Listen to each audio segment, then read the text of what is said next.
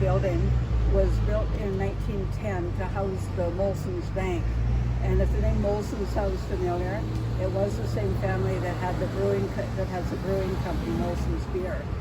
They also had a bank from the 1850s till about the 1920s when it was taken over by Bank of Montreal. But they had branches throughout the country. And they opened their first branch here in 1898 in a little frame building. When they decided to build their new building, they had the old one moved up the street. It no longer exists, but it was moved up the street, and it became a pool hall and a cigar store.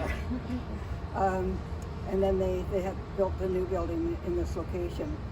You can actually see in this photograph also the two buildings next to it that was redesigned in the 1980s or so, or probably earlier in that 70s, to be one building. So they did a lot of work on it.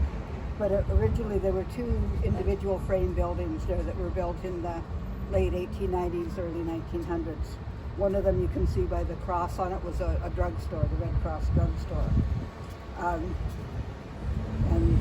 But I really like this photograph because it looks like these guys have just robbed the bank and they're walking off with a pile of money.